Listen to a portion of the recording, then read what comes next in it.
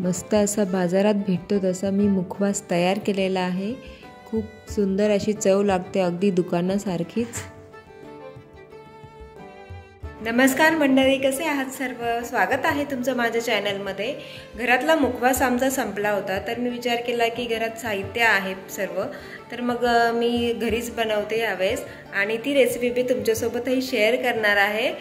चला तर मग सुरुवात करूया। तर मुखवास बनवण्यासाठी मी घेतली आहे 1 वाटी बडीशोप, पाव वाटी ओवा, 1 वाटी तीळ आणि अर्धी वाटी धना डाळ। तर सर्वात आधी मी बडीशोप भाजून घेणार आहे आणि हे मीडियम फ्लेमवर भाजायचं आहे, जेणेकरून ते जळत नाही आणि छान आतपर्यंत भाजलं जातं। मस्त असा खमंग वास यायला लागतो बडीशोपचा, तेव्हा ती बडीशोप काढून घ्यायची ताटात। सो बडीशोप भाजली गेली आहे, ती मी आता ताटात ट्रान्सफर करून घेते आणि ती थंड करून घ्यायची पूर्णपणे, कारण त्याच्यात ओलेपणा राहून जातो नाहीतर।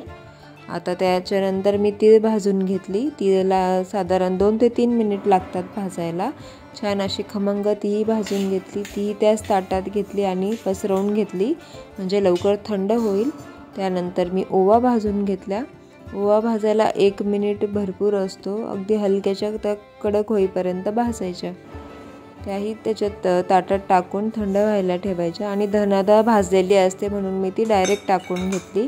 तुम्हाला हवं असेल तर तुम्ही याच्यामध्ये अलसीचे बीज म्हणजेच फ्लॅक्स सीड्स पण ॲड करू शकता। तर इथं मी काळं मीठ घेतलेलं आहे आणि त्याच्यात थोडंसं पाणी टाकून ते या सर्व मिश्रण गार झाल्यानंतर याच्यामध्ये टाकून घ्यायचं आहे, लवकर टाकून आणि पटकन ते मिक्स करून घ्यायचं। मी हातानेच करत आहे, कारण ते सर्व बडीशोपला लागलं गेलं पाहिजे।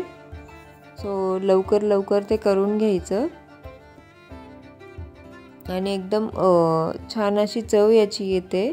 तुम्ही नक्की ट्राय करून बघा ही रेसिपी। आणि कोणी याच्यात हळद किंवा लिंबू पाणी पण टाकतं, तर या स्टेजला तुम्ही ते टाकू शकता तुम्हाला हवं असेल तर। आणि त्यानंतर पुन्हा कढईमध्ये अगदी मीडियम फ्लेमवर हे पुन्हा छान भाजून घ्यायचं पूर्ण सर्व कडक होईपर्यंत, कारण पाण्याचा थोडासा ओलावा त्याला येतो आणि मीठही त्याच्यात लागलेलं असतं। तो नीट भाजलं गेल्यानंतर ते छान कुरकुरीत अशी आपली मुखवास तयार होते। तुम्ही बघू शकता रंगही छान आलेला आहे आणि चव तर अगदी दुकानासारखीच आलेली आहे।